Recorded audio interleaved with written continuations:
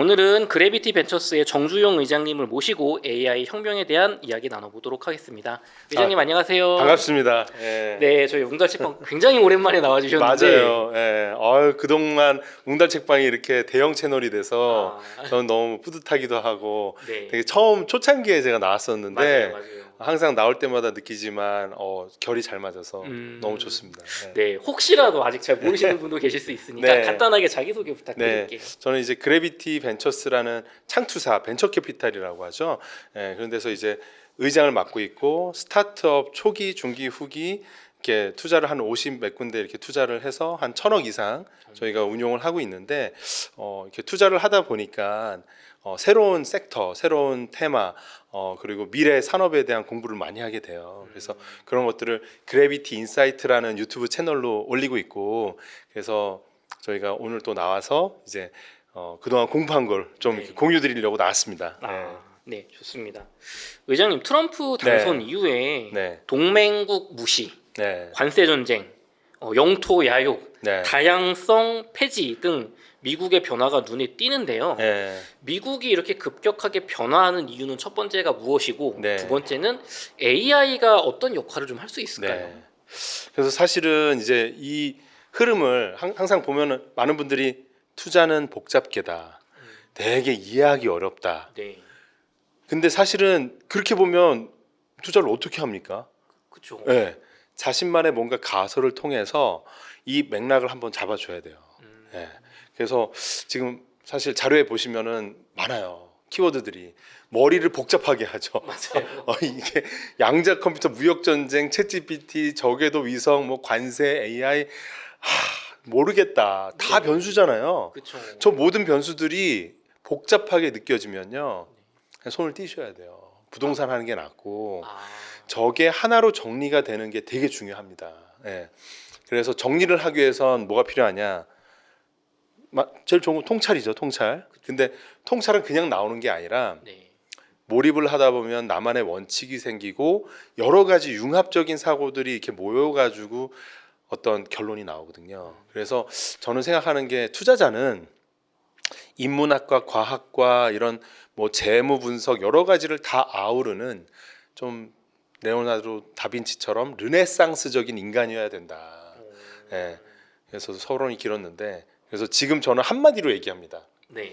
미국이 왜 저렇게 막 옛날하고 전혀 다른 모습을 보이냐. 맞아요. 미국이 AI 패권을 장악했다는 확신 때문에 그런다. 네. 확신 때문에 그렇고 그 확신을 확인시켜주는 내용이 바로 저기 있습니다. 보시면은 네. 챗GPT 회사가 오픈 AI죠. 그쵸. 기업 가치가 300빌리언, 3천억 불, 한국 돈으로 한 450조 정도 되죠. 네. 450조. 엄청나네요. 숨을 한번 쉬고. 네. 그록 뭐 일론 머스크가 얄미운데 하면서 한 1년도 안 된 기간에 뚝딱 하고 만들었는데 지금 기업 가치가 750억 불, 한 100조 정도 되죠. 예. 저거 그냥 일론 머스크 사이드 프로젝트예요. 그쵸, 이게 생각보다 쓱 만들어졌어요. 예. 근데 저는 사실 그록 써요. 그록이 제일 어떻게 보면 매력적이에요. 물리학자 같고 경제학자 같고 되게 합리적이에요. 챗GPT는 때로는 약간 할 말 못할 말 막 하는 경우도 있거든요. 네. 근데 그록은 되게 정제된 거를 충분한 분량으로 분석적으로 접근을 해주고 퍼플렉서티도 많이 쓰는데 네. 퍼플렉서티가 그록 나온 다음에 좀 밀리는 느낌이에요. 원래 되게 정갈한 영국 신사 같은 느낌이었는데 네. 좀 분량이 너무 작아요. 이렇게 주어지는 결과값이 몇 문단 안 돼요. 근데 똑같은 내용 가지고 그록은 거의 논문을 써버리거든요. 네. 그래서 이게 일론 머스크 약간 덕후 기질이 여기 들어갔구나. 근데 퍼플렉서티도 보시면은 지금 거의 10조가 넘어가고 네. 엔트로픽, 클로드 만든 엔트로픽이라는 회사의 기업 가치도 지금 거의 뭐 70조, 80조가 돼갑니다. 네. 근데 이 기업들이 핵심 뭐냐면 이 플랫폼들이 춘추전국으로 각축전을 벌이잖아요. 그렇죠. 이 경쟁에서 누가 이기냐가 중요한 게 아니에요. 그게 중요하지 않나요? 미국이 이긴다는 거예요. 다 미국 회사니까. 그렇지. 다 미국 회사예요. 핵심은. 그렇죠. 네. 그리고 저기에 붙어 있는데도 소프트뱅크 말고는 다 미국이잖아요. 그쵸. 네, 마이크로소프트, 뭐 브로드컴, AMD, 엔비디아, 구글, 아마존, SK텔레콤 빼고 아, 결국은 미국의 게임이다. 아, 예, 생성형 AI는. 그래서 뭐 딥시크 엄청나다 대단하다 하지만 네, 생성형 AI에서 여러분이 중요시 여겨야 되는 거는 상당히 주관적이라는 거예요.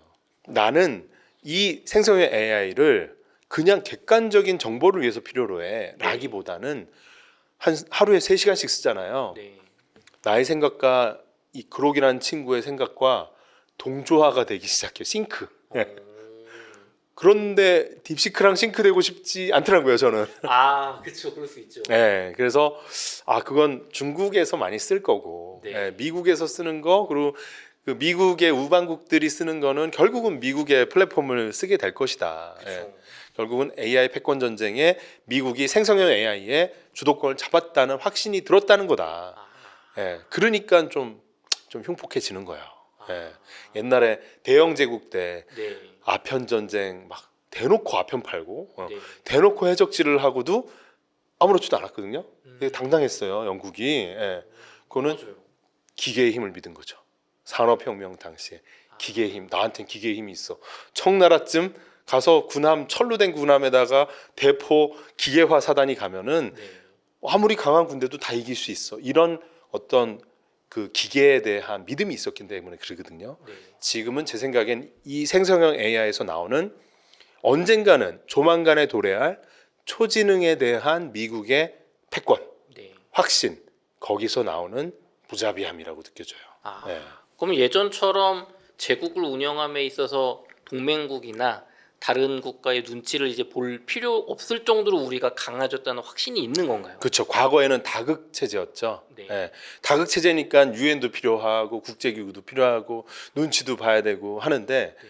지금 어라 유럽도 초지능이었고 우리처럼 이렇게 빅테크도 없고 아, 부의 쏠림 현상, 혁신의 쏠림 현상, 데이터의 쏠림 현상, AI의 쏠림 현상이 어느 때보다도 더 빠른 속도로 가속화되네. 아싸, 아, 내 판이다. 그래서 트럼프의 꿈은 AI 제국이다.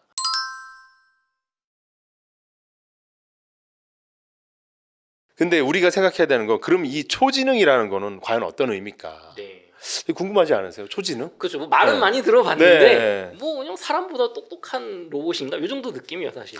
근데 이 초지능이 어떻게 나왔냐면 사실 싱귤레러티라는 말을 좀 생각을 해봐야 되고 이 싱귤레러티가 온다라는 말 한 20년 전쯤에 커즈와일이라는 분이 싱귤레러티가 온다. 그리고 작년에는 싱귤레러티가 더 가까이 왔다. 네. 책이 2번 나왔어요. 근데 뭐냐면 이 블랙홀을 보면 사건의 지평선이라고 있죠. 네. 확 빨려 들어가면 거기선 이제 블랙홀 완전 뭐 빛도 못 빠져나오는 그 사건의 지평선이 있잖아요. 네. 유나의 노래도 있고 네, 네, 맞아요. 그런 개념이라는 거예요. 싱귤레러티. 초지능은 인간의 지능을 초월한다는 거예요. 그렇죠. 우리가 만든 기계가, 우리가 만든 컴퓨터가 인간의 지능을 뛰어넘어간다? 가본 적이 없잖아요. 그렇죠. 가본 적 없는 길이죠. 그래서 사고의 지평선이란 수식어도 붙어요. 음. 초지능이라는 게. 그러면 초지능을 가게 되면 네. 어떤 일이 벌어질지 아무도 모르죠. 근데 생각은 바꿔야 된다는 거죠. 그래서 근대의 시작 때 데카르트가 뭐라고 그랬습니까? 나는 생각한다. 고로 존재한다. 그렇죠. 이제는 생각과 판단은 누가 합니까? AI도 같이 해요. 그렇죠. 지금 이미 하고 있죠. 하고 있죠. 예. 그래서 내가 좀 판단이 까리해. 네. 고민이 돼. 와이프 생일인데 집에 갈 때 뭘 갖고 가면 좋을까? 물어보세요. 진짜 현명한 답변을 해줘요. 네. 예. 진짜 인간관계에 대한 상담까지 다 해주거든요. 합리적인 판단에 대한 걸. 근데 이런 걸 AGI라고 하죠. 네. AGI는 어느 정도 지금 부분적으로 다가오고 있고 뭐 온전한 AGI 2, 3년 안에 충분히 도달 가능할 것 같아요. 네. 그러면 ASI, 슈퍼 인텔리전스, 초지능도 그렇게 멀지 않을 수 있다. 예, 그래서 우리가 지금 고민하는 많은 뭐 양자역학, 뭐 핵융합, 뭐 암 정복을 위한 바이오 연구 이런 것들을 네. 인간이 아니라 컴퓨터가 아니라 그 컴퓨터 너머에 있는 그분께서 초지능께서 그걸 우리를 도와서 만들 수도 있다라는 거죠. 예. 근데 아직 가보진 않았기 때문에 네. 이제는 그 인공지능이 나는 생각한다, 고로 존재한다에 사람과 동등한 어떤 층에서 네. 존재할 수 있다라는 거죠. 네, 상당히 이거는 존재적으로 무서운 얘기기도 하고 엄청난 임팩트가 있을 수도 있어요. 네. 그래서 좀 저는 투자를 하면서 역사를 많이 공부를 하거든요. 역사 말고는 좀 공부할 게 없는 것 같아요. 왜냐하면 역사에서 우리가 힌트를 얻지 못한다면 그럼 어디서 상상을 해야 되는 거고 근거가 없거든요. 사람은 또 반복적인 어떤 실수를 하기 때문에 네. 그래서 역사를 공부를 하는데 되게 유명한 역사학자죠. 유발 하라리 호모데우스라는 책을 쓰면서 신이 된 인간 네. 이 인공지능이 점점 심해지면 이 인공지능을 바탕으로 인간의 역량이 과거에 우리가 1000년 2000년 전에 신이나 꿈꿀 수 있는 행동들을 인간이 하게 된다. 그러면서 인간이 마치 신이 된 것 같은 그런 느낌을 느낄 수도 있고 혹은 신의 존재가 되는 인공지능에 사람이 지배될 수도 있는 이런 리스크가 있는 거죠. 네. 그렇죠. 얼마 전에 넥서스란 책에선 또 그런 경고를 지금 열심히 하고 있는 게 저분이고 얼마 전에 방한도 했습니다. 네. 네. 자, 그래서 여러 가지 이런 생각들을 하는데 그럼 역사 속에서 우리가 역사의 주체들을 좀 생각을 해보잖아요. 네. 그래서 르네상스 시대 제일 유명한 가문이 메디치 가문. 맞죠.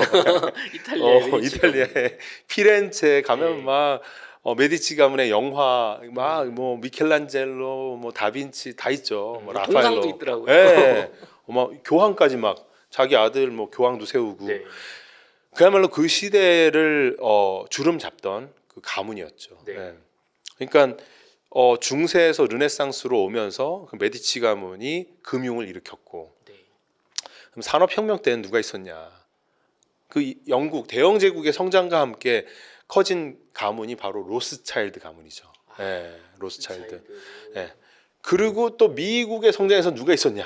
예, 다 시대마다 시대를 풍미했던 가문들이 있습니다. 네.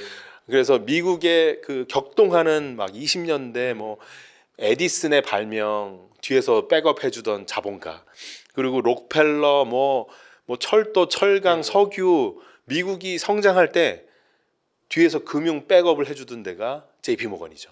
예. 연준의 대주주였어요. 아 정말요? 예. 오. 연준이 없을 때는 네. 그냥 JP 모건 호주머니 돈으로 구제금융을 해줬어요. 아 예. 국가 차원에서. 예, 예. 그냥 미국의 금융의 아버지죠. 예. 그래서 JP 모건 이렇게 독재하는 거를 깨부셨죠. 그 반독점법으로 깨가지고 JP 모건 스탠리 막 그 모건가가 막 이렇게 분할이 됐습니다. 예. 그런데 지금 이 시대 AI 혁명, AGI에서 초지능으로 넘어가는 이 시점에 이 시대를 주도하는 패밀리가 있지 않을까. 저 지금 봤을 때는 다 나왔어요. 그렇죠. 뭔가 뒤에서 흑막 이렇게 같은. 그렇죠. 네. 앞에 막 드러나진 않지만 네. 뒤에서 조종하는 그 JP 모건 시대는 에디슨이 사실 주연 배우였죠. 막 발명왕 맞아요. 인기도 많고 근데 그 뒤에서 에디슨 마음에 안 드니까 에디슨 잘라버리고 예. 진짜. 그래서 제너럴 일렉트로닉이 원래 에디슨 회사잖아요. 회사 이름에서 에디슨을 빼버린 거예요. JP 모건이 그렇게 했고요. JP 모건이 도와줬기 때문에 니콜라 테슬라를 이기고 에디슨이 그렇게 성장할 수 있고 이런 모든 흑막이 그 커런트 워라는 영화에도 나옵니다. 되게 재밌습니다. 예.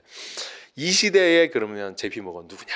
대표님 제 생각에는 일단은 잘 모르니까 네. 그냥 떠오르는 사람 AI 하면 네. AI 하면은 일론 머스크. 그렇지. 예. 뭐샘 알트만 정도. 맞아요. 예. 뭐 이 정도 생각나요 저는. 사실. 일단 거기부터 인가 아닌가 한번 봅시다. 네. 그래서 저는 일단 일론 머스크, 샘 알트만 이런 분들을 테크 타이탄이라고 불러요. 테크 타이탄. 예, 그 호모데우스 개념에서 보면 일론 머스크나 이런 샘 알트만 그리고 주커버그 이런 사람들 입장에서 세상은 어떻게 보일까? 한번 상상을 해보세요. 잠깐이라도 상상이라도 좋으니까 네. 내가 일론 머스크라면 이 세상이 어떻게 보일까? 이제 국경의 개념이 어떨까? 국가라는 존재가 어떨까? 일론 머스크 입장에서 우크라이나는 내 자산보다 거기 GDP가 작은데 아 이럴 거 아니에요, 그죠? 그렇죠. 국가를 초월하는 존재가 되는 거죠. 그래서 현재 일론 머스크가 우크라이나에 전쟁 나자마자 지원해 준다고 했던 게 뭡니까? 스타링크로 저궤도 위성 통신을 줬죠. 네. 그 군사 작전에 써라. 그게 드론 공격이나 여러 가지 할 때 엄청난 공을 세웠죠. 그게 없었다라고 하면 거기 기지국 파괴되고 하면 통신이 될 수가 없잖아요. 지금 트럼프 정권에서 지금 2인자 노릇하는데 트럼프 말을 안 들으니까 바로 뭐라고 합니까? 그 스타링크 끊어버릴 거야. 거의 뭐 이건 전쟁 개입 아닙니까? 그렇죠. 예, 그러니까 약간 이 시대의 테크 타이탄들은 그리스 신화에 나오는 네. 그런 인간과 신 사이의 존재 수준 정도까지 올라와 있지 않나 이런 생각을 하면서 일론 머스크의 포트폴리오 한번 바라보겠습니다. 네. 일론 머스크 뭐 현재 지금 자산이 좀 많이 줄었죠. 그래도 저 때 당시 비교해서 지금 한 500조 정도는 할 것 같아요. 여전히 1등이죠. 여전히 1등이고 이게 사실 앞으로 더 성장할 수 있어요. 테슬라 주가 어떻게 될지 모를 수도 있지만 저는 스페이스X는 분명히 가치가 훨씬 올라갈 것 같아요. 예. 왜냐하면 지금 2인자 노릇하면서 네. 나사에서 수주를 더 많이 할 것 같거든요. 그렇겠죠 아무래도. 예. 화성 가려면 나사에서 한 5조 원 더 대줘야 됩니다. 아, 지금 내후년에 달 가요. 여기 보이죠? 아르테미스 미션 3 랜딩 온 더 문. 이거 계약 당사자가 나사와 스페이스X입니다. 대부분 많은 분들이 이런 걸 잘 모르시는데 네. 파보면 이미 이 연결고리가 아, 너무 뚜렷한 거죠. 그렇구나. 예, 정부에 들어가는 게 이득이 있는 거죠. 아, 그럼 정부 차원에서 지원을 엄청나게 받겠네요, 확실히. 그래서 스페이스X는 대놓고 아마 더 많은. 그래서 지금도 뉴욕 타임스나 저는 월스트리트 저널을 하루에도 몇 시간씩 읽는데 네. 며칠 전에도 그 내용이 나왔어요. 지금 테슬라 가지고 사람들이 많이 막 테슬라에 막 뭐 불도 지르고 뭐 막 모두 던지고 하는데 사실 일론 머스크는 테슬라는 지금 그냥 캐시카우다. 앞으로 떠오르는 일론 머스크한테 정말 중요한 자산은 스페이스X다. 스페이스X 뭐 미국 저기 농촌 이런 데 보면 기지국 없거든요. 인터넷 안 돼요. 음영 지역을 밝혀줄게 하면서 지금 몇 조 계약이 될 수도 있다. 아, 그리고 국방 시스템, 항공 관제 시스템, 네. 야, 그 어느 세월에 그냥 저궤도 위성에서 쏴줄게. 음, 정부 효율화시키는 개념에서 한번 해보자. 그럼 자기가 수주 받는 거 아니에요, 네. 그죠? 예. 야, 미국이 이제는 화성으로 사람 보내야지. 사람 안 되면 옵티머스 보내면 돼. 아, 그래서 보내는 거죠. 예, 그러면 예산이 또 나가고. 그래서 스페이스X 매출이 쫙쫙쫙쫙 늘어나겠죠. 그렇죠. 지금까지는 계속 손해 보면서 투자만 한 거잖아요. 아니요? 아니에요? 에비타 영업이익이 나옵니다. 아 정말요? 네. 네. 많은 분들이 이런 부분들을 좀 놓치고 있는데 맞아요. 엄청나게 빠른 속도로 매출이 늘고 있고 비단 미국에서 나사에서 나오는 매출뿐만 아니라 네. 필리핀 이런 데는 지금 되게 주요한 통신망 중에 하나가 스타링크예요. 왜냐하면 이게 도서 지역 섬이 엄청 많잖아요. 그쵸. 거기 어느 세월에 뭐 기지국 꽂아서 나 여기 있는데 이게 안 되잖아요. 그냥 위성으로 꽂아버리는 게 제일 좋기 때문에. 예. 그래서 스타링크는 지금 전 세계 저궤도 위성의 시장 점유율 70%. 야, 세계 독점 기업이네 어떻게 보면. 그러니까. 거의 그래서 과점이네. 지금 테슬라는 완전 독점 아니잖아요. 그쵸. 지금 경쟁자 뭐 BYD 너무 많잖아요. 저 뒤에 질문에도 있습니다. 예. 근데 스페이스X는 압도적이라 이거죠. 아, 그래서 저 스페이스X가 어쩌면 2, 3년 안에 상장할 수도 있어요. 여러분 지켜보세요. 스페이스X 상장할 때가 고점 시그널일 수 있습니다. 예. 정말요? 그때 따라 사면 안 되고 그때 팔아야 될 수 있다. 이건 나중에 한번 저를 검증을 한번 해주세요. 제가 예. 한 번 더 모시고 대표님 이거 그때 별도로 한번 다뤄보겠습니다. 상장했을 때 네네. 사야 되나요? 하면 그때 가서 제가 팔아야 됩니다라는 얘기를 드리겠습니다. 예. 그래서 대표님 지금 일론 머스크 보면은 정부의 도지라는 효율부 수장도 하고 있고 네. 전기차 하고 있고 네. 로봇 하고 있고 그렇죠. 우주 산업 하고 있고 다 하고 있잖아요. 뇌까지 하고 있죠. 뇌까지 하고 뉴럴링크. 맞아요. 뉴럴링크. 그러면은 대표님 말씀해주신 것처럼 국가가 일론 머스크 입장에서는 그렇게 막 대단한 존재일까라는 네, 생각이 네. 들 것 같아요. 근데 이분의 결정적인 장점이다 단점, 매력 포인트이자 단점은 뭐냐면 네. 캐릭터가 너무 강해요. 막 알파치노 같아. 음, 그냥 캐릭터로 그냥 압살을 해버려요. 그쵸. 그런데 옛날에 말씀드린 그 제피 모건이나 메디치나 마쿠에 있거든요. 그쵸. 걔가 거기 있었어. 역사가 지나고 보니까 알지만 사실은 화려한 사람들이 주연 배우가 있었다는 거죠. 예. 메디치 때도 교황이 앞에 있는 거고 다 앞에 있는 거고 일론 머스크는 어쩌면 주연 배우일 수 있지 마쿠의 감독은 아닐 수 있다. 그리고 약간 혼자서 좀 약간 독고다이 그죠? 혼자서 가잖아요. 네. 마이웨이잖아요. 그렇기 때문에 이거는 어떤 세력이라고 보기 어렵다. 그리고 또 중요한 건 저는 이 감독이 되려면 네. 가치관이 되게 뚜렷해야 된다고 생각을 해요. 특히 요즘 같은 시대에는. 그런 측면에서 일론 머스크의 어떤 가치관 이런 것들은 그렇게 보편타당하지 않을 수 있다. 매력적이고 좀 덕후하지만 이거는 팬덤이 있지 막 전체 실리콘밸리를 아우르는 그런 마크의 감독 같은 느낌은 아니다. 그래서 일론 머스크가 모두가 사랑하는 캐릭터는 아니죠. 확실히. 아니죠. 예. 호불호가 너무 명확하죠. 그쵸. 예. 그래서 일단은 보류. 보류. 보류. 자, 두 번째 주자. 자, 이분도 참 이제 떠오르는 샛별이에요. 네. 이분은 신인 조연상은 충분히 받을 것 같아요. 네. 예. 일론 머스크가 한 3년 연속 뭐 주연 배우를 했다라고 하면 네. 샘 알트만은 이제 떠오르는 샛별이에요. 떠오르는 샛별 신인상 후보입니다. 근데 이분은 좀 문제가 있는 게 네. 약간 이제 통수의 아이콘이에요. 통수의 아이콘. 통수의 아이콘이에요. 자, 두 번째 주자. 자, 이분도 참 이제 떠오르는 샛별이에요. 네. 이분은 신인 조연상은 충분히 받을 것 같아요. 네. 예. 일론 머스크가 한 3년 연속 뭐 주연 배우를 했다라고 하면 네. 샘 알트만은 이제 떠오르는 샛별이에요. 떠오르는 샛별 신인상 후보입니다. 근데 이분은 좀 문제가 있는 게 네. 약간 이제 통수의 아이콘이에요. 통수의 아이콘. 통수의 아이콘이에요. 자, 첫 번째부터 가봅시다. 그래서 샘 알트만이 Y 컴비네이터라는 엑셀러레이터 그 CEO 하고 있다가 네. 아이템 하나 너무 좋은 게 나왔어. 인류의 미래를 위해서 인공지능은 위협적인 존재일 수도 있어요. 그죠? 그래서 이 위협적인 인공지능을 어떻게 보면 건전하고 인류 발전에 도움되게 만들려면 기업이 하면 안 된다. 이건 non-profit, 수익을 내지 않는 순수하게 공익적인 재단에서 공익을 위해서 네. 존재해야 된다. 라고 하면서 일론 머스크의 친구들을 두 분 정도를 설득을 해서 저때 초기에 수천억 원을 후원을 받아서 오픈 AI 파운데이션 재단을 만들었죠. 그렇죠. 이익을 추구하지 않으니까 재단인 거죠. 재단이죠. 예, 그러니까 본인 지분도 없죠. 아무것도 없는데 근데 이제 생각이 바뀌는 거죠. 들어갈 때 나올 때 다른 거지. 네. 샘 알트만이 이런 거 되게 잘해요. 그래가지고 봤더니 결과물이 너무 엑설런트한 거야. 네. 말을 오묘하게 바꿉니다. 또 엄청 머리가 좋잖아요. 네. 이거 만들고 나서 보니까 이 어마어마한 세계 최고의 생성형 AI는 어마어마하다. 그래서 얘를 더 학습시키고 더 위대하게 만들려면 네. 막대한 투자금이 필요하다. 그 일론 머스크랑 그 친구들이 이거 다 대줄 수 없잖아. 그쵸. 이거 대줄 만한 데는 어디 있겠어요. 뭐 월가 구글 아니면 뭐 마이크로소프트 큰 게 그래서 사티아 나델라 형님 그래서 마이크로소프트한테 간 거예요. 네. 예. 이거 심상치 않아요. 이거 대박 아이템 있습니다.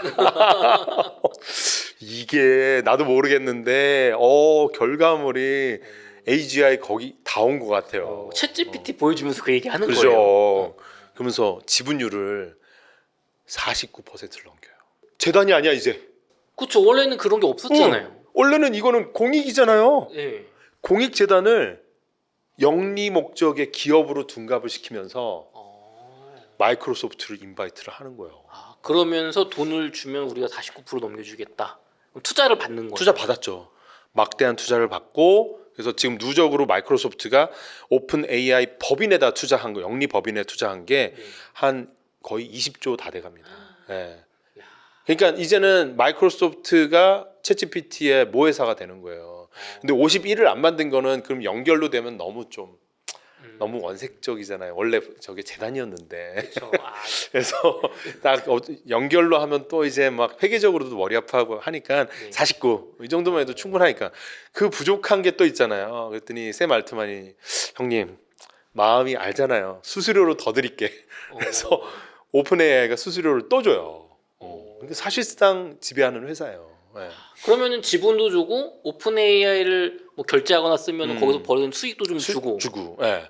그럼 마이크로소프트는 좋고 너무 좋죠. 예. 대신에 샘 알트만은 저 과정에서 어땠겠어요? 일론 머스크의 입김에서 자유로워졌겠죠. 일론 머스크는 어땠겠어요? 초기에 내가 재단에 돈 제일 많이 낸 사람인데 네. 나를 팽시키네. 그래서 어떻게 했어요? 소송을 한 거예요. 그래요. 그래서 일론 머스크가 성격이 괴팍해서 저러는 게 라고 볼 수도 있지만 네. 이 내용을 알고 나서 보면 이건 약간 아침 드라마에 나오는 치정국 수준이다. 예. 근데 원죄는 누구한테 있다? 알트만한테 있는 거예요. 그렇죠. 왜냐면은 영리법인 안 한다고 투자를 그럼 몇천억을 되죠. 받았고. 예. 그럼 만약에 생각이 정 바뀌었으면 새로 뭘 머스크 하든가. 형님 우리 저기서 받아오는데 초기 제일 많이 투자했으니까 지분 뭐한 더 많이 들여야지. 그쵸. 이렇게 해야 되잖아요. 예. 그러니까 이게 벤처 투자 대표시니까 잘 아시겠지만 투자 받고 지금 이 씻은 거잖아요. 근데 일론 머스크는 또 할 말은 없는 게 파운데이션에 후원한 거니까 지분이 아니잖아요. 그러니까 아마 소송의 내용은 넌 하기로 한 거를 왜 재단에서 안 하고 법인으로 가져갔냐지 법인의 지분을 왜 안 주냐까지는 못 가는 것 같아요. 그러니까 되게 기분이 나쁜 거죠. 그러면 일론 머스크는 투자한 게 아니고 그냥 그쵸. 무료로 기부한 걸로 되는 거죠. 거예요. 예. 근데 기부로 만들어진 결과물을 가지고 영리법인을 만들어서 마이크로소프트 좋은 일을 하니까 화딱지가 나는 건 맞는 거예요, 사실은. 예. 얄맞긴 하네요. 네, 그 이거 소송은 지금도 진행 중입니다. 예. 진행 중인 거고, 근데 여기서 끝나는 게 아니에요. 여기서 끝나는 게 아니고 사실 대표님 질문 하나 있어요. 근데 샘 알트만이 이렇게 했다고 해서 본인이 뭐 큰 돈 번 건 아닌가요 지금? 아직은 명확하지는 않은데 예. 7% 8% 지분이 있다 없다 의심이 있어요. 근데 본인은 아직은 지분은 크게 없다. 그런데 그 얘기는 언젠가는 지분을 받기로 한 계약이 사이드로 있을 수도 있잖아요. 그렇죠. 아예 없다고 네, 나니까. 그 스탁 옵션을 막 7, 8% 주기로 한 게 이면으로 계약이 있을 수 있는 건 우리는 아무도 모르니까 아직 비상장이라서 알 수가 없습니다. 그래서 아직은 규모 있는 지분이 나한테 없다라고 했으니까 규모가 작은 지분은 있을 수도 있는 거고 그렇죠. 규모 있는 지분이 나중에 성과 베이스로 막 3%, 5%, 7% 주어질 수도 있는 거고 영리법인 만들어 놓고 마이크로소프트 좋은 일만 할 것 같지는 않거든요. 그래서 그렇죠. 의심은 좀 가는데 일단 지켜봐야 되고요. 여기에서 끝나는 게 아니에요. 또 있어요. 자, 오픈 AI의 지금 경영자잖아요. 그쵸. CEO잖아요. 네. 그러면 요거 가지고 또 한 번 줄타기를 합니다. 스타게이트 지난번에 발표 사진 있죠. 네, 손정희 회장이랑 그 사진 둘러가지고. 이제 좀 보여주시면 좋은데 네. 보시면은 트럼프 옆에 알트만 옆에 손정희 회장 있죠. 네. 이게 또 뭐 하는 거냐? 오. 지금 손정희 회장이 한 17조 정도 우리나라 돈으로 은행에서 대출 받으러 다녀요. 돈 꾸러 다녀요. 돈 꿔서 뭐 할 거냐? 오픈 AI에 지분 투자하려고 그래요. 그러면 샘 알트만은 오픈 AI 투자를 10몇 조 원을 받으면 어떻게 되냐? 네. 오묘하게 보세요. 마이크로소프트 투자한 게 10몇 조 원이잖아요. 오, 그렇죠. 그죠? 손정희 회장한테 돈을 이렇게 큰 금액을 투자 받으면 지분을 지분이 희석화되면서 독립 경영이 더 강화되겠죠. 지금은 마이크로소프트 약간 계열사 사장 느낌이야. 근데 손정희를 끌어들이면 네. 손정희 회장과 사티아 나델라 두 분이 공동으로 지분이 엇비슷해지니까 내가 캐스팅보트 그래서 이 사람이 라이징 선이에요. 예. 이게 굉장히 얄밉네요. 상당히 이렇게 비사이로 막가요. 엄청나게 지금 근데 중요한 건 네. 빅테크 빅가이들이 끌려다닌다는 거예요. 이 사람. 왜 그럴까? 그러면 생성형 AI에 대한 그 맥락을 알고 있는 거예요. 예. 그리고 어떻게 보면은 챗GPT가 제일 점유율이 높잖아요. 그렇죠. 거기에서 샘 알트만 빠진 생각을 절대 아무도 못 하는 거예요. 리더십이 있는 거예요. 예. 근데 이 친구는 그 리더십을 완전 극대화시킬 것 같아요. 그래서 앞으로 3년, 5년 안에 샘 알트만은 다양한 영역에서 자신의 포트폴리오를 늘려서 제 생각엔 충분히 100조 자산가 반열에 올라갈 수 있는 앞으로 전도가 유망한. 그래서 샘 알트만의 포트폴리오는 유심히 봐야 된다. 제프 베조스는 돈이 걱정이 없. 빌 게이츠가 지금 돈 벌려고 혈안이 안 돼 있어요. 그 정도 레벨 가면 돈이 문제가 아니야. 지금 달 가고 화성 가는 게 더 중요해. 그래서 지금 제프 베조스는 그래서 아까 아르테미스 3 다음에 네. 미션 5가 제프 베조스예요. 아, 블루 오리진. 예. 그러니까 그런 경쟁을 하는 거지. 근데 알트만은 지금 100조를 벌고 싶어 하는 것 같아요. 아직 돈은 없으니까. 헝그리해. 아, 아직 우린 젊기에. 음, 죄송해요. X세대 느낌 나서. 자, 여기서 안 끝나. 네. 뭐냐면요. 네. 스타게이트 프로젝트 발표를 했잖아요. 네. 그게 뭐예요? 한 600조, 700조를 네. 데이터 센터 막 짓는 거잖아요. 그쵸. 데이터 센터 옆에는 전력이 필요해. 그쵸. 전기 많이 필요. 전력이 많이 필요하죠. 그 전력을 기존에 있는 전력으로 감당이 안 돼요. 그래서 차세대 미래의 데이터 센터에 되게 특화되어 있는 좋은 전력원으로 각광받고 있는 게 한국에서도 유망한 SMR. SMR. 그 소형 뭐 개인형 원전. 원자로 아닌가요? 맞아요. 소형 모듈형 원전. 모듈형 원전. 네, 그래서 S Small Modular Reactor 해서 이제 소형 그 모듈형 원전인데 모듈형이라는 게 중요해요. 레고 블록처럼 데이터 센터 있어. 이 모듈화된 원전을 하나 갖다 턱 얹어 놓으면 네. 데이터 센터 굴러가. 데이터 센터는 밤에도 돌아가죠. 그쵸. 그죠? 24시간 안정적으로 그 전력이 공급돼야 되기 때문에 기존의 방식하고는 되게 달라요. 예. 그래서 SMR이 각광받고 트럼프 정권에서 밀고 있다는 거 알죠? 네. 공화당에서. 네. 왜냐하면 공화당은 친환경과 거리가 멀잖아요. 그쵸. 태양광 풍력 별로 안 좋아해. 음, 원자력 막 써. 맞아요. 뭐 드릴 베이비 막 하면서 뭐 석유도 막 지출하고 효율 있는 게 중요하거든요. SMR이 효율이 되게 좋아요. 예. 그래서 작년 중순에 미국의 미국 증권거래소에 알트만은 좀 에고가 강하잖아요. 네. 그 스펙이라고 있죠. 그 상장 미리 시켜놓는 거 돈을. 예. 아, 네. 스펙을 하나 상장시켰는데 이름이 뭐였냐면 네. 알트만 코퍼레이션. 이게 나 이거죠. 알트만은 자기 애가 강해. 그래서 네. 알트만 코퍼레이션인데 그 알트만 코퍼레이션이 스펙 합병을 한 회사가 오클로라는 회사. 그래서 합병한 다음에 오클로로 바뀌었죠. 네. 오클로 저 들어봤어요.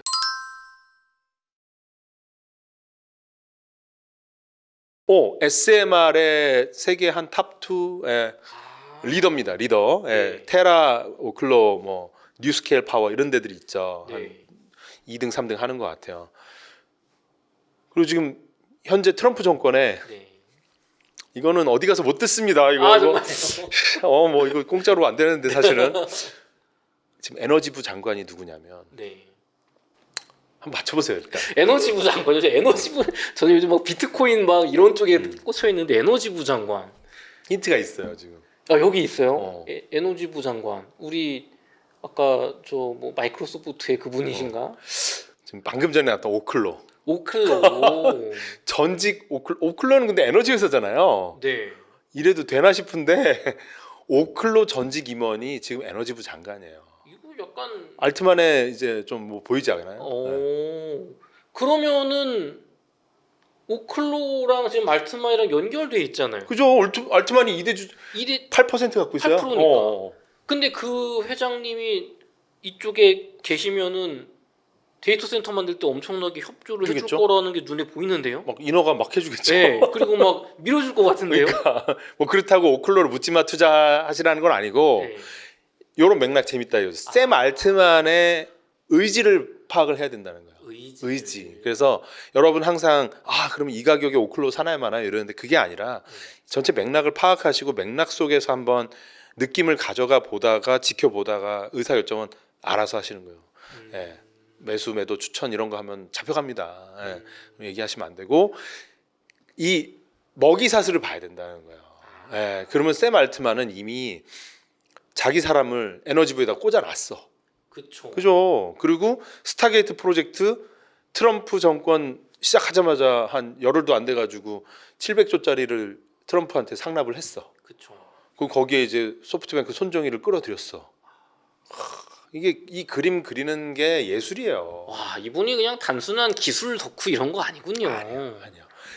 완전 이 시대의 일정 부분의 설계자예요. 그런데 중요한 건 일론 머스크는 그래도 옛날에 페이팔 해서 막 몇천억의 어떤 네. 시드가 있었잖아요. 그렇죠. 거의 시드 없이 지금 아이디어로 막 밑단에서부터 촉촉촉촉 가고 있는 거예요. 그러면 이게 정말 일론 머스크 처음에 투자 받을 때 이렇게 큰 그림을 그렸으면 엄청난 사람인 거네. 네, 근데 이게 끝이 아니다. 더 있나요? 더 하나 있나요, 있어. 그랬더니? 일론 머스크가 또 막 또 머리 아플 만한 일이 또 하나 더 있어요. 여러분 이걸 알려면 다시 아르테미스 3로 가서 네. 일론 머스크가 왜 달에다가 그렇게 집착을 할까? 그렇죠. 뭐 네. 다른 옛날에 갔었잖아요, 나사에서. 근데 전 세계 지금 중국, 미국 할 것 없이 달을 자꾸 가요. 달을 가서 흙을 채취해. 흙. 네. 뭐 그 흙장난하는 것도 아니고 왜 흙을 이렇게? 광물 뭐 있나 왜 그러지? 지금 밝혀진 가장 소중한 자원은 네. 헬륨 3가 있습니다. 헬륨 네. 스티커. 헬륨 3를 이해하려면 핵 융합 발전을 이해를 하셔야 되는데 핵 융합 발전이 최근 1년 2년 사이에 네. 어마어마한 속도로 성장하고 있어요. 좀... 과거에는 30초 막 1분 이 1억도거든요. 핵 융합은 네. 그냥 지구상에 태양을 하나 놔두는 거예요. 네. 그러니까 아인슈타인의 EMC 제곱이라는 방정식에 순수하게 질량은 에너지가 다 된다. 네. 그거예요. 이건 방사능도 안 나와요. 왜냐하면 다 그냥 에너지로 바뀌기 때문에. 그래서 그 오염 물질이 그냥 벽에만 붙지 안에 고로랑 이런 게 필요 없는 거예요. 그래서 정말 청정 에너지면서 그냥 궁극의 그 에너지죠. 왜냐하면 우주의 별도 이렇게 생성되는 거니까. 그런데 문제는 그 재료가 뭐 삼중수소 막 이런 것들을 다시 만들어서 넣고 하는데 그 에너지가 더 드니까 경제성이 나오냐 마냐 이런 얘기를 하는 거고 핵융합이 상용화가 되려면 달에서 경제성 있게 싼 가격으로 헬륨 3를 갖고 오면 되는 거예요. 지구에서는 그럼 없어요. 헬륨 3가 없어요. 없어요. 대기가 있으면 형성이 안 된다는 거예요. 달은 대기가 거의 없기 때문에 네. 바로 그 태양을 받아가지고 그게 헬륨 3가 형성이 된다는 거예요. 그래서 달 표면에 그냥 삭삭 파면은 부존돼 있는 것만 해도 인류가 현재 기준으로 100년을 먹고 사는데 전혀 부족함이 없다라는 게 이미 10년도 넘게 전에 다 분석이 돼서 갈 때마다 지금 그래서 얼마 전에 또 일본에서 우주선 보내서 달에서 흙을 퍼와서 그 흙을 나사한테 팔기도 했어요. 이렇게 달의 흙에 그렇게 목숨 걸고 있는 거는 헬륨 3가 되게 중요하다. 그거는 뭐 찾아보시면 나와요. 네. 그러면은 에너지 혁명인 거잖아요. 네. 그래서 결국은 헬륨 3를 가지고 핵 융합을 돌려야 되잖아요. 그렇죠. 그러면 일론 머스크가 기껏해서 스타쉽 해가지고 뭐 막 500km, 1000km 막 헬륨 3를 갖고 와요 지구로. 네. 갖고 오면 이걸 융합 발전에 돌려야 되잖아요. 그렇죠. 현재 기준으로 핵 융합 발전 1등, 2등 여기서 앞선에서 막 2등이냐 1등이냐 앞서고 뒤서고 하는 최고의 유니콘 회사가 헬리온 에너지거든요. 헬리온 에너지. 예. 네. 거기에 자기 어떻게 보면 현금 거의 막 영끌해가지고 투자한 게 샘 알트만이에요. 정말요? 예. 그리고 뭐냐면 형님 가져와. 달에서 그래 갖고 와. 좋아. 일론 머스크 화이팅. 소속했지만 화이팅. 갖고 오면 헬륨 3 내가 잘 읽어가지고 에너지 해줄게. 예. 그럼 돈은 샘 알트만이 많이 버는 구조잖아요. 사실 그죠. 원재료는 가격이 제한적일 테니까. 그래서 이 친구가 또 상당히 또 짜임새 있잖아요. 네. 헬리온 에너지를 팔아야 될 거 아니에요. 그렇죠. 에너지 누가 사주는 줄 알아요? 마이크로소프트. 진짜요? 야, 지금 대주주.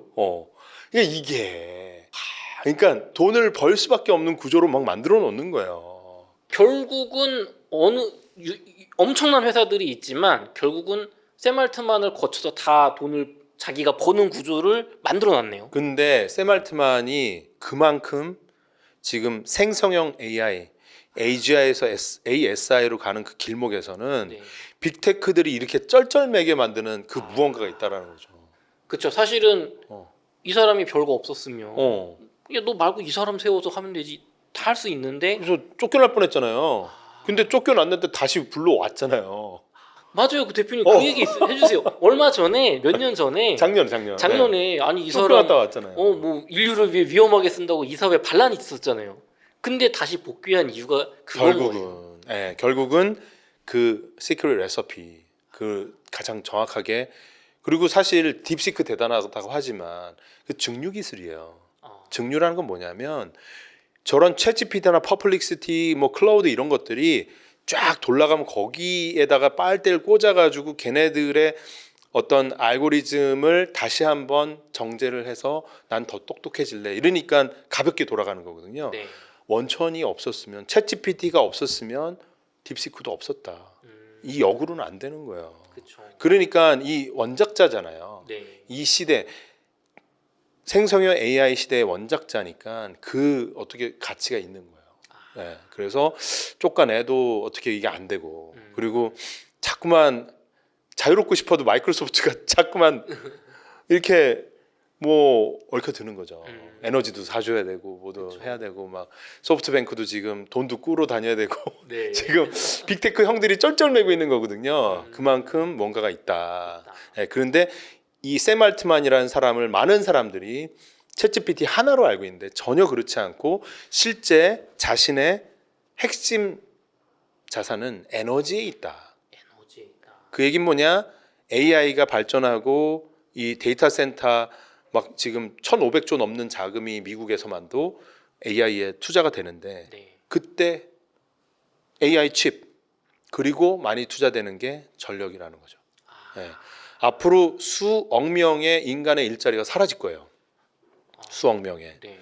그럼 그 사라진 일자리는 AI 가속기 칩의 가격과 전력의 가격 두 개로 치환이 되는 거예요. 인간의 일자리가 소멸되고 AI 반도체와 전력으로 치환이 되는 거죠. 씁쓸한 현상이죠. 근데 그 길목을 차단하고 있는 샘 알트만을 주목을 하시는데 이렇게 약간 아침 드라마스러운 복잡한 어떤 애증의 관계들을 여러 개 갖고 있는데 이건 마쿠라고 보기는 어렵다. 적이 너무 많을 것 같아요. 약간 지금 좀 조커라고 하면 좀 더 심하고 일단 아침 드라마 주연 배우 정도는 될 것 같다. 네.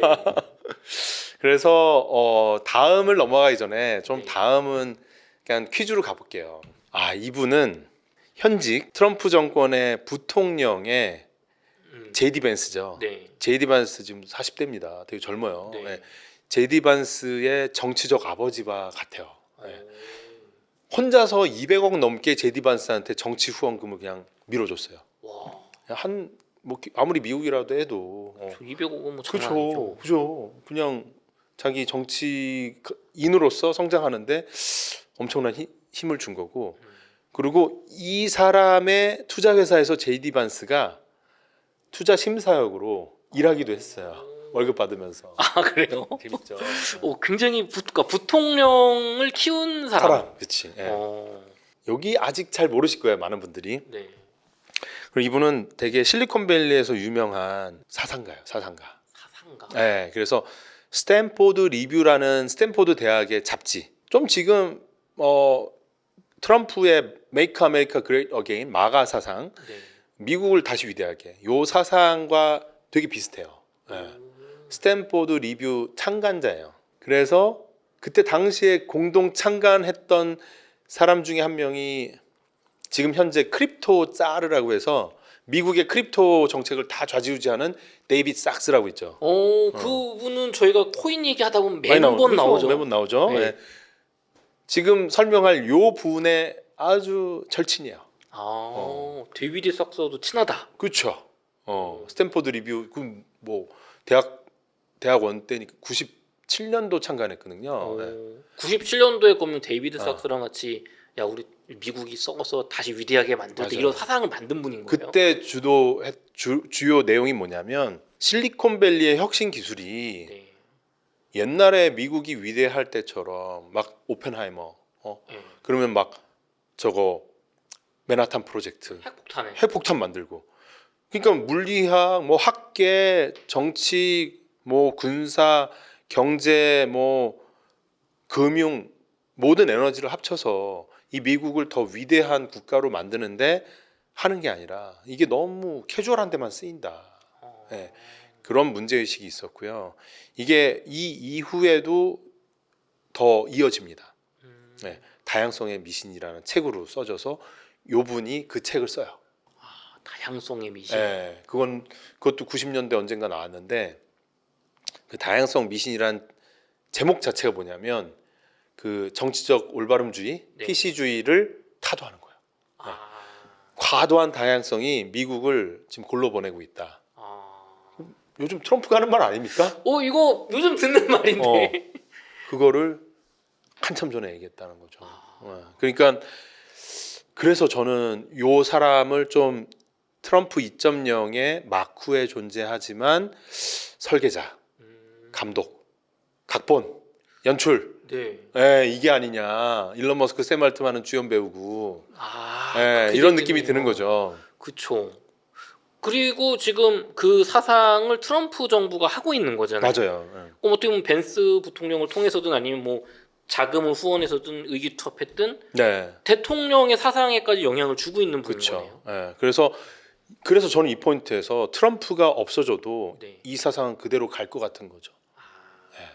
그러니까 미국에서 트럼프만 이 생각을 하고 있는 게 아니다. 수십 년 묵은 거다. 묵은 거다. 묵은지예요. 근데 여기 동조하는 힘 있는 사람들이 지금 동조하고 많아진 있는 거야. 거잖아요. 그래서 원래는 빅테크들도 이게 우리 민주당적인 가치도 추구해야 되는 거 아니야? 막 하다가 이분이 계속 그 얘기를 한 거예요. 수십 년째. 야, 맨날 좋아요 누르고 SNS 하고 그렇죠. 야, 물건 빨리 날라주고 이게 미국을 위대하게 만드는 거야? 이건 편리한 거지 위대한 건 아니야. 위대해지려면 국방에도 활용해야 되고 이거를 강대국이 되는데 써야 돼. 근데 왜 미국은 패권 국가면서 강대국 되는 거를 죄악시해? 이런 거예요. 그렇게 연결되는 거구나. 이게. 그래서 이 사람이 초기부터 투자해서 지금 기업 가치가 20조가 넘어서 요즘엔 3, 40조라는 얘기가 나와요.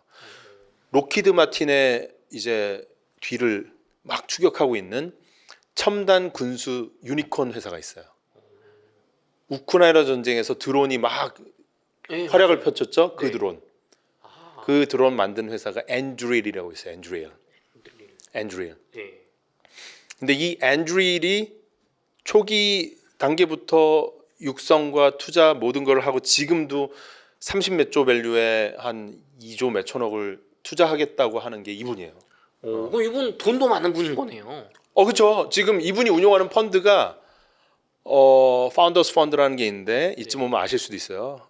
16조 정도 돼요. 엄청나. 네, 펀드 운용이 저희가 1,100억 하거든요. 네. 가늠이 안 되고 와. 우리나라에서 제일 투자 많이 하는 펀드가 한국 정부 중기부의 중소기업 벤처부 네. 중기부의 모태 펀드가 있는데 저희 같은 벤처 투자사들한테 막 이렇게 육성을 해줘서 네. 엄청 좋은 일을 해요. 그 정부가 운영하는 펀드 20년 동안 해서 지금 투자 금액이 9조거든요. 10조 정도. 한국 정부가 투자한 벤처 투자 금액보다 거의 2배를 하고 있는 거예요. 와, 그것도 20년 동안 투자한 거예요. 네. 그래서 이분은 투자적으로도 그런데 사람들이 잘 몰라. 그 누구죠? 잘 모르겠어요. 약간 안 이게 보였어요. 그래서 메디치 느낌이 나는 거예요. 사상적인 배경도 있고 그래서 아까 전에 앤드릴 얘기를 한 번만 더 하면 네. 그 앤드릴의 창업 멤버 중에 한 분이 한때는 현재 트럼프 정권의 국방부 차관까지 거론이 됐었어요. 근데 그건 약간 너무 원색적이잖아요. 네. 그래가지고 이제 무마가 됐는데 이 앤드릴이라는 회사에 초기 투자자로 이분도 있지만 아까 전에 JD 벤스 부통령도 네. 투자자예요. 그래서 저는 느끼는 느낌이 이 앤드릴 앞으로 무조건 이건 유니콘 될 건데 네. 간접적인 정치 자금 아니냐. 그럴 수 있겠네요. 이거. 그죠? 이게 아니 이건 100배는 됐을 거거든. 천만 원만 넣었어도 그쵸. 뭐 몇십억 되는 거거든요. 그리고 합법적인 거잖아요. 맞아요. 네. 그러니까 이게 JD 벤스 입장에선 이 사람이 너무 고마운 존재겠죠. 그렇죠. 예. 그래서 이런 맥락에서 보고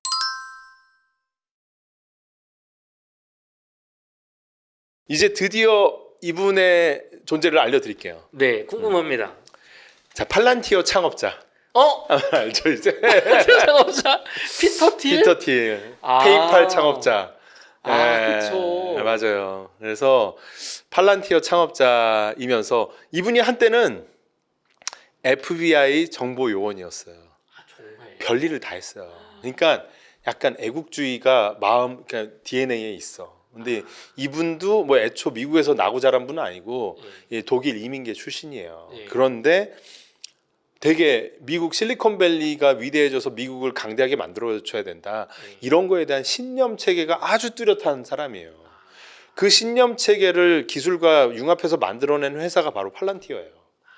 팔란티어 대표이사가 맨날 보면은 철학적인 얘기 하거든요. 근데 저 세상 얘기를 하나 저 사람은 왜? 근데 그게 아니라 마치 일론 머스크가 우리는 화성 갈 거야.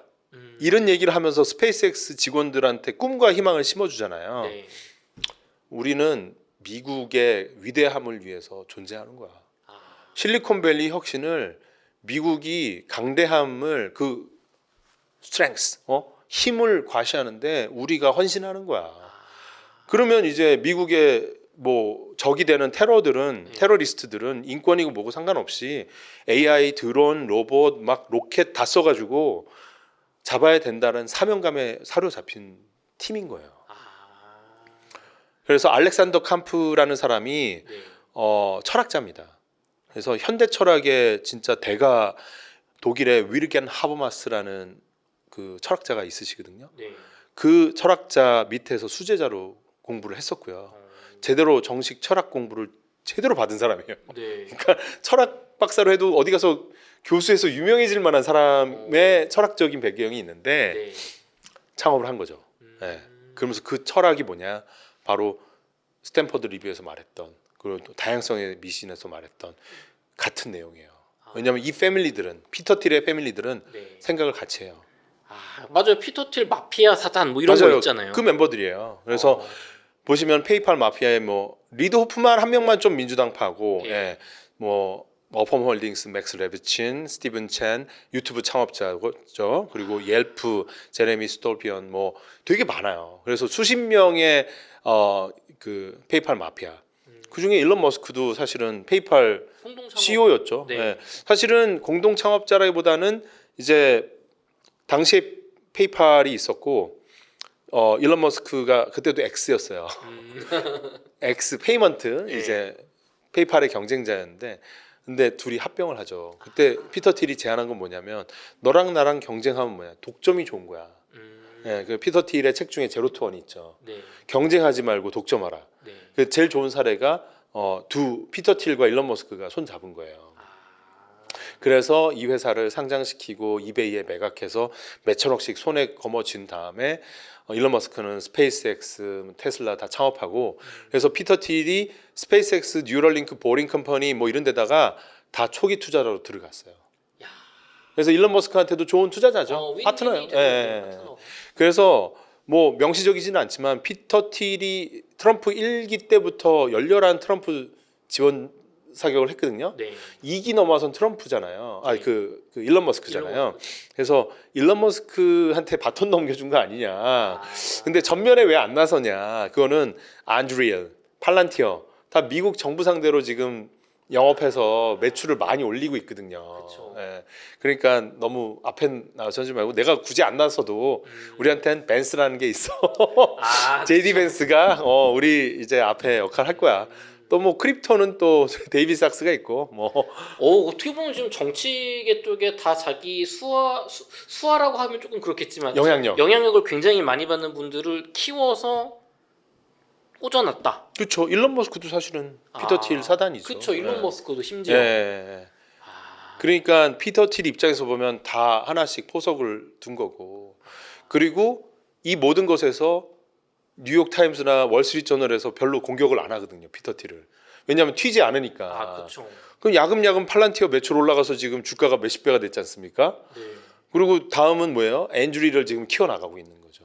앤드릴이 매출이 6조 정도 되면 로키드 마틴이 이기는 거거든요. 지금 1조가 넘어요. 그러면은 지금 러우 전쟁 터지고 나서 과거에 이런 막 유인 전투, 비싼 탱크 말고 드론, 무인기 이런 무기 체계가 각광받고 있잖아요. 그래서 그거를 그냥 내 걸 사주세요라고 하면 너무 좀 유치하잖아요. 그렇죠. 피터 틸은 이런 거예요. 보시는 것처럼 스탠퍼드 리뷰, 다양성의 미신, 기술적 공화국, 이게 이들 입장에선 바이블이에요. 그래서 지금 기술적 공화국은 최근에 발간된 거거든요. 네. 저는 이제 다 읽었는데 아직 번역이 안 돼서 원서로 아마존 킨들로 봤어요. 네. 영어 공부에도 도움 많이 돼요. 예. 잘 썼어요. 문장이 깔끔해.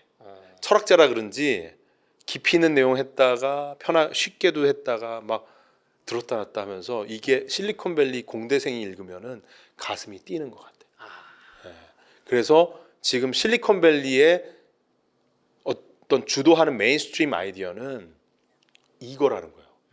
기술적 공화국. 기술적 공화국. 예. 저거 내용 보잖아요. 그냥 트럼프의 마가 사상 그대로예요. 완전히 똑같다. 네. 그리고 기승전 실리콘밸리의 혁신으로 군사력 강화해야 된다. 군사력 강화. 그러면 팔란티어, 스페이스X, 엔드릴 세 개 조합이죠. 그쵸. 스타링크로 저궤도 위성 이제 3만 개까지 늘린다고 하는데. 네.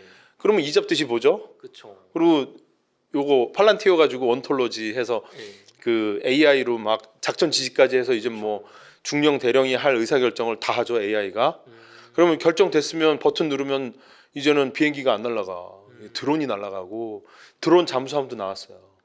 진짜요? 드론 비행기 이제 드론 캐리어도 나올 거예요. 그러면 항공모함이 왜 필요하냐 이거죠. 그쵸. 우리 그 스타크래프트 게임 보면 이렇게 캐리어. 모함이 있고 진짜 캐리어예요. 드론 몇 천 대 나와가지고. 라저 하면서. 근데 그거에 지금 중심에 피터 틸과 그 사단들이 다 있다. 맞아요. 심지어 정치권에도 있다. 네. 근데 그 정치권과 공유하는 사상을 피터 틸이 이렇게 87년부터 만든 바이블이 있다. 가치 체계를 잡고 있다라는 거죠. 그래서 트럼프마저도 사실은 이 가치 체계를 자기가 활용을 하고 있는 거지 본인이 모든 걸 다 구상했다라고 보기는 어렵다는 거예요. 이게 수십 년 묵은지인데 이거를 자기가 다 생각의 체계를 만들었다고 보기는 어렵잖아요. 그러니까 맞은 거죠. 보수 우파의 마음을 흔드는 그래서 이제 미국을 위대하게 다시 만들어야 되는데 기술 혁신 측면에선 요거를 차용하는 거죠. 대표님 그러면은 뭐 다양성의 미신 지금 DEI 어떤 PC주의가 너무 과도해서 그런 거 신경 안 쓰는 중국한테 지금 다 먹힐 판이다. 동의되거든요. 그리고 미국의 위대한 어떤 국력이나 어떤 자금력 혁신을 너무 이렇게 가벼운 거 즐기는 거에 말고 위대하게 만드는 다 동의가 되는데 문제는 여기에 미국만 있는 거잖아요 지금. 그럼 이분들은 세계라든가 우리 같은 동맹국이라든가 다른 나라에는 관심이 없는 건가요? 다시 그래서 좀 더 심층적인 얘기로 들어가야 돼요. 뭐냐면 되게 좋은 질문이시고 왜 미국이 이렇게 일방적으로 갈까?